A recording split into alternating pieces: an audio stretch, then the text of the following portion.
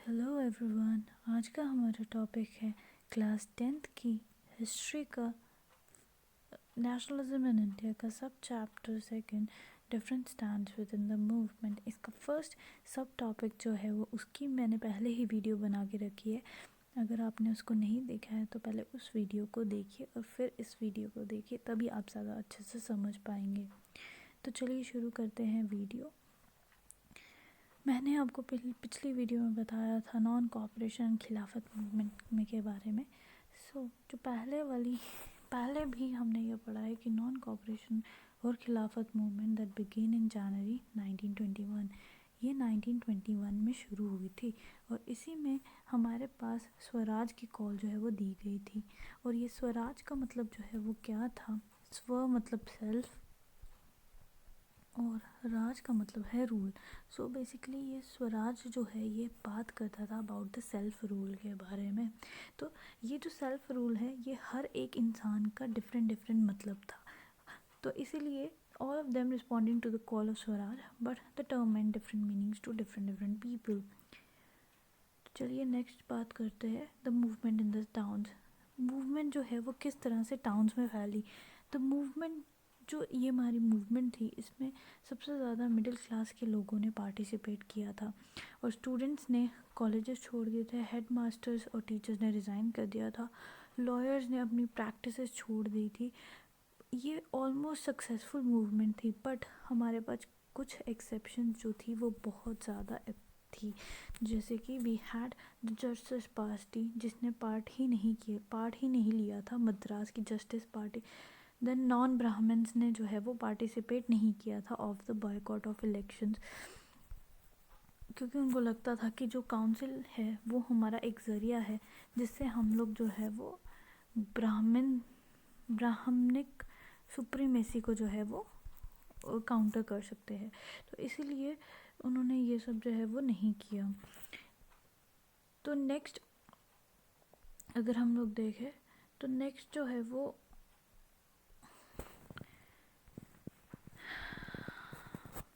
और इसके जो है जिस तरह से ये बोला गया था कि हम लोग सब कुछ बॉयकॉट कर देंगे, तो इसके जो है वो बहुत ज़्यादा इकोनॉमिक जो है वो कॉन्सिक्वेंसेस थे। जैसे कि फॉरेन गुड्स जो है वो हमारे पास इंडिया में बॉयकॉट कर दिए गए थे। लिकर शॉप्स जो है लोग वहाँ पे प्रोटेस्ट करके उसको बंद करने लग पड़े और फॉरेन क्लोथ जो है उसको बर्न कर दिया गया। और यहाँ पे बड़े सारे लोगों ने जो है जो कि मर्चेंट्स और ट्रेडर्स थे उन्होंने बोला था कि हम लोग फॉरेन गुड्स में ट्रेड ही नहीं करेंगे। जैसे जैसे ये मूवमेंट बढ़ती गई लोगों ने जो इम्पोर्टेड कौन से गुड्स हो गए जो कि फॉरेन गुड्स थे, मतलब कि जो बाहर से आते थे कंट्री में, उनको जो है वो टोटली उनको बॉयकॉट करना शुरू कर दिया। उनको मना कर दिया कि हम लोग जो है वो नहीं खरीदेंगे। तो इस वजह से ब्रिटिशर्स का जो है वो बहुत ज़्यादा नुकसान होने शुरू हो गया और इसी वजह से हमारे पास अब बाहर से तो जो है वो नहीं आ रहे थे, तो लोगों की जो ज़रूरतें हैं वो कैसे पूरी हो रही थी। तो इसीलिए लोगों की ज़रूरतें पूरी करने के लिए हमारे पास जो हमारी अपनी खुद की प्रोडक्शन, इंडियन टेक्सटाइल वगैरह, इंडियन टेक्सटाइल मिल्स और इंडियन हैंडलूम जो है वो डेवलप होनी शुरू हो गई थी।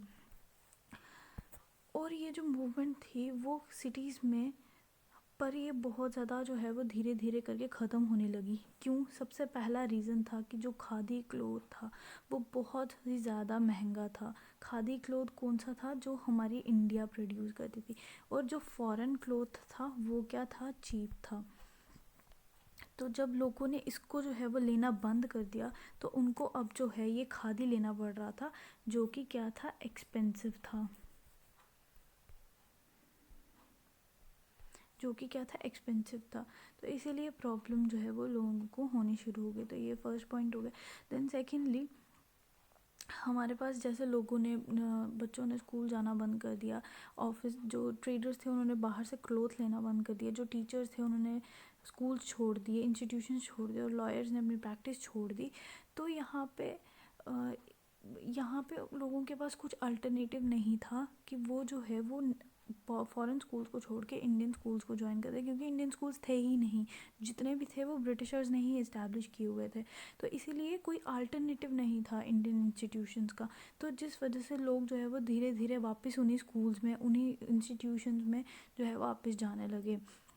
So students and teachers began trickling back to the school and lawyers bank join in the government work, जिस वजह से हमारे पास धीरे धीरे ये जो मूवमेंट थी वो कम होती गई, और ये जो है वो इसका जो स्पिरिट था वो जो है वो कम होता गया। तो यहाँ पे हमारा सेकंड टॉपिक है rebellion in the country side. अब जो हमारे पास मूवमेंट थी वो बहुत ही ज़्यादा फैलने शुरू हो गई थी इन द कंट्री साइड, जहाँ पे हमारे पास पीसेंट्स और ट्राइबल्स जो है वो पार्टिसिपेट करना शुरू कर रहे थे। अब जो सबसे पहले इन्होंने एग्जांपल दी है कंट्री साइड की, वो है अवध की। अब ये बोल रहे हैं कि जो अवध है वहाँ पे हमारे पास जो बाबा रामचंद्र हैं वो एक पीसेंट मूवमेंट जो है वो मतलब उन्होंने शुरू की थी। और ये जो बाबा रामचंद्र है ये खुद कहाँ से आए थे, फिजी से आए थे, और ये जो है वो खुद एक लेबरर थे। तो इसलिए इन्होंने जो है वो इन लेबरर्स की बेनिफिट के लिए एक मूवमेंट जो है वो शुरू की। और बेसिकली ये जो है पीसेंट मूवमेंट्स थी वो फोकस करती थी कि हमें जो है वो रिडक्शन ऑफ रेवेन्यू करना है, अबोलिशन ऑफ बेगार करना है, social boycott of oppressive landlord. So basically होता क्या था कि जो हमारे पास पीसेंट्स होते थे वो बहुत ज़्यादा क्या होते थे, पुअर होते थे, और वो क्या करते हैं, मनी बोरो करते थे, किससे, लैंडलॉर्ड से। सो बेसिकली वो लैंडलॉर्ड से मनी जो है वो बोरो करते थे, बट उनके पास जो है वो क्यों पैसे नहीं होते थे, तो वो क्या करते थे कि जो मनी है उसको रीपे नहीं कर पाते थे, उसको जो है वो क्या नहीं कर पाते थे, रीपे नहीं कर पाते थे। और जिस वजह से जब वो रीपे नहीं कर पाते तो ये लैंडलॉर्ड जो है उनको बहुत ज़्यादा परेशान करते थे, और उनको फोर्स करते थे कि जो पीजेंट हैं वो उनके लैंड पे जो है वो काम करे विदाउट एनी पे। तो बेसिकली कोई पे जो है वो उनको नहीं देते थे, और फोर्स करते थे कि वो फ्रीली उनके जो है वो लैंड पे काम करे। तो इसीलिए ये पीजेंट मूवमेंट्स बोलती थी कि हमें जो है ये इनका जो है वो लैंडलॉर्ड्स को जो है वो सोशली बॉयकॉट करना है हमें, और इनको जो है वो ये बेकार सिस्टम जो है, इस पूरे सिस्टम को जो है वो हमें कैंसिल करना है, या फिर बिल्कुल एबोलिशन जो है वो इसकी कर देनी है। और इसके लिए, इनके बेनिफिट्स के लिए, पीजेंट्स के लिए हमारे पास जो जवाहरलाल नेहरू थे उन्होंने जो है वो बहुत ही ज़्यादा काम जो है वो करा था। उन्होंने अवध किसान सभा मूवमेंट जो है वो फॉर्म करी थी, किसके साथ मिलके, यही बाबा रामचंद्र जी के साथ और बड़े सारे अदर लोगों के साथ भी। और ये जो अवध पीजेंट मूवमेंट थी, या बड़ी सारी जो पीजेंट मूवमेंट थी, ये जो है वो साथ में ही चल रही थी नॉन कोऑपरेशन मूवमेंट के। तो ये बेसिकली अवध मूवमेंट जो थी ये उससे 1 साल पहले शुरू हुई थी, बट ये चलते चलते दोनों जो है वो आपस में बहुत ही ज़्यादा जो है वो कोइंसाइड कर रही थी। बट ये जो कांग्रेस लीडरशिप थी वो इन पीजेंट मूवमेंट से जो है वो बिल्कुल अनहैप्पी थी, क्योंकि ये जो मूवमेंट थी ये थोड़ी वायलेंट जो है वो हो रही थी। जैसे कि हमारे पास बाज़ार जो थे वो लूटे जा रहे थे, ग्रेन होर्ड्स जो है वो की जा रही थी, एंड मर्चेंट जो थी दीज वर अटैक्ड। तो इसीलिए जो है वो कांग्रेस के लोग जो है वो बिल्कुल ना खुश थे इन मूवमेंट से। तो अब हमारे पास नेक्स्ट आता है कि जो स्वराज है, मैंने आपको पहले भी बताया कि स्वराज जो है वो हर कम्युनिटी के लिए स्वराज का मतलब जो है वो डिफरेंट है। तो वैसे ही जो हमारे पास गुदेम हिल्स है आंध्र प्रदेश में, उनके लिए जो स्वराज का मतलब है वो बिल्कुल डिफरेंट है। उनके लिए स्वराज का मतलब ये है कि उनके जो राइट्स हैं लोगों के फ्रॉम एंटरिंग द फॉरेस्ट, उनकी कैटल को ग्रेज करने के लिए या फिर कलेक्ट करने के लिए फ्यूल वुड जो है वो उनको दिए जाने चाहिए वापस। अब इनके लिए जो इनका एक मेजर जो लीडर यहाँ पे इमर्ज हो रहे थे वो कौन थे, अल्लूरी सीताराम राजू। जो बेसिकली अल्लूरी सीताराम राजू है वो बोलते थे, ये बहुत ही इंटरेस्टिंग जो है वो पर्सनालिटी थी इनकी, क्योंकि ये बोलते थे कि मैं एक इनकारनेशन हूँ गॉड का।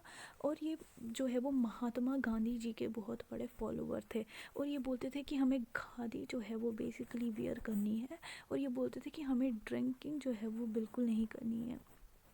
और एक इनकी बहुत ही ज़्यादा इंटरेस्टिंग और यूनिक जो थिंकिंग थी वो ये थी कि ये बोलते थे कि हमें जो है वो वॉयलेंट मीन्स जो है वो यूज़ करनी है।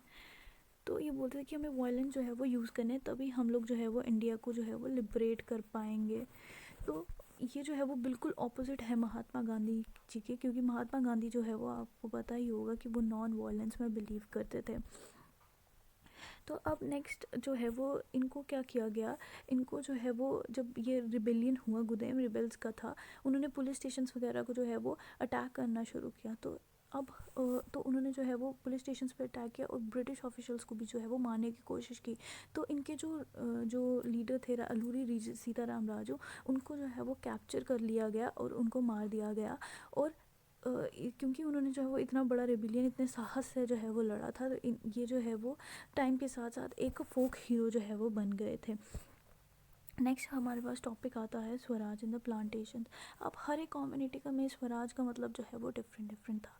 वैसे ही स्वराज इन द प्लांटेशन बिल्कुल डिफरेंट था। मतलब जो प्लांटेशन वर्कर्स थे उनके लिए जो स्वराज का मतलब था वो बिल्कुल डिफरेंट था। जैसे कि जो प्लांटेशन वर्कर्स थे कहाँ पे, असम के लिए, उनके लिए फ्रीडम का मतलब क्या था कि वो जो है वो जहाँ पे वो काम करते हैं, जिस लैंड के ऊपर वो काम करते हैं, उससे जो है वो बाहर अपनी मर्ज़ी से निकल सके और अंदर जो है वो अपनी मर्ज़ी से आ सके। सो बेसिकली हुआ क्या था कि इनलैंड इमिग्रेशन एक्ट जो है वो ब्रिटिश अथॉरिटीज़ के द्वारा जो है वो पास किया गया। ये इनलैंड इमिग्रेशन एक्ट जो है वो बेसिकली क्या बोलता था, वो ये बोलता था कि प्लांटेशन वर्कर्स जो हैं, जो उनको लैंड अलॉट किया गया है, वो जो है वो उसको जो है वो छोड़ के नहीं जा सकते। ये प्लांटेशन लैंड जो थे वो कौन से लैंड थे, टी गार्डन्स थी। तो मतलब जो वो टी कल्टीवेट करते थे उनको वो छोड़ के अपनी मर्ज़ी से नहीं जा सकते थे विदाउट एनी परमिशन। और ये परमिशन जो है वो सिर्फ नाम की थी, क्योंकि उनको बहुत ही कम चांसेस थे कि ऐसी परमिशन दी जाए कि वो बाहर इसको छोड़ के जा सकते हैं। तो इसीलिए जो ये वर्कर्स थे वो बहुत ही ज़्यादा परेशान थे। तो इसलिए वो चाहते थे कि उनको जो ये फ्रीडम जो है वो बेसिकली दी जाए। तो ये जो है वो उनको फ्रीडम जो है वो दी जाए। तो जब उनको ये पता चला कि पूरी कंट्री में नॉन कोऑपरेशन मूवमेंट जो है वो चल रही है, तो उन्होंने सोचा कि हम लोग जो है वो हम भी इसमें पार्टिसिपेट करेंगे। और वो जो है उन्होंने क्या करना शुरू कर दिया, वो जो है वो इसको छोड़ के अपने घरों की तरफ जो है वो जाने शुरू उन्होंने कर दिया, अपने घरों की तरफ जो है उन्होंने जाने शुरू कर दिया।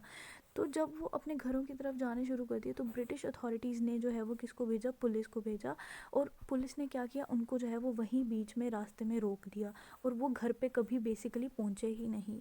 तो इसीलिए उनको जो है वो बहुत ज़्यादा उनके साथ मारपीट की गई और बहुत ज़्यादा जो है वो उनको मारपीट करके उनको वापस जो है वो उन्हीं प्लांटेशन जो है जगह पे, प्लांटेशन लैंड्स पे जो है वो वापस भेज दिया गया।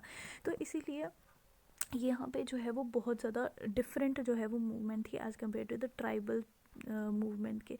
तो यहाँ पे ये बोल रहा है कि जो डिफरेंट मूवमेंट्स थी वो कांग्रेस प्रोग्राम से बिल्कुल जो है वो डिफरेंट मूवमेंट थी। कई जो है वो नॉन वायलेंट थी, कई जो है वो वायलेंट थी। तो इसीलिए यहाँ पे एक चीज़ देखने को मिलती है कि जो टर्म थी स्वराज की, वो डिफरेंट लोग जो है वो अपने तरीके से जो है वो उसको इंटरप्रेट करते थे। जब हमारे पास ट्राइबल्स जो है वो चैंट करते थे गांधी जी का नाम और स्लोगन्स जो है वो रेज़ करते थे स्वतंत्र भारत की, वो जो है वो बहुत ज़्यादा इमोशनली अटैच हो जाते थे to an all India agitation. और उनको लगता था कि वो पूरे भारत का ही एक हिस्सा है, मतलब पूरे जो सभी लोग हैं वो एक साथ जो है वो पार्टिसिपेट करते थे। जैसे कि हमारे पास प्लांटेशन वर्कर्स असम में भी जो है वो पार्टिसिपेट कर रहे थे, असम के लोग भी पार्टिसिपेट कर रहे थे, अवध के लोग भी पार्टिसिपेट कर रहे थे, और जो हमारे पास गुदेम हिल्स थी आंध्र प्रदेश की, वो भी जो है वो पार्टिसिपेट कर रहे थे। तो हर एक जो है वो, ये नॉर्थ का, ये ईस्ट का और ये साउथ का, तो हर एक जगह के हर एक रीजन के लोग जो है वो पार्टिसिपेट कर रहे थे। और जब वो पार्टिसिपेट कर रहे थे तो वो उनको फीलिंग आ रही थी कि वो पूरे एक नेशन को जो है वो बिलोंग करते हैं। तो एक ऑल इंडिया एजिटेशन जो है वो चल रही थी, और ये किसके जो है वो तहत हुआ, महात्मा गांधी जी के तहत। और जो है वो कांग्रेस जिन्होंने जो है वो लीड ली थी टू लीड द मूवमेंट, और इसीलिए ये बहुत ज़्यादा सक्सेसफुल भी जो है वो चला। तो चलिए नेक्स्ट देखते हैं, और ये हमारा चैप्टर जो है वो ख़त्म हो गया है यहाँ पे। तो नेक्स्ट लेक्चर में हम लोग जो है वो इसके थर्ड सब चैप्टर के बारे में जो है वो बात करेंगे। जो तब तक के लिए stay safe, stay home, thank you.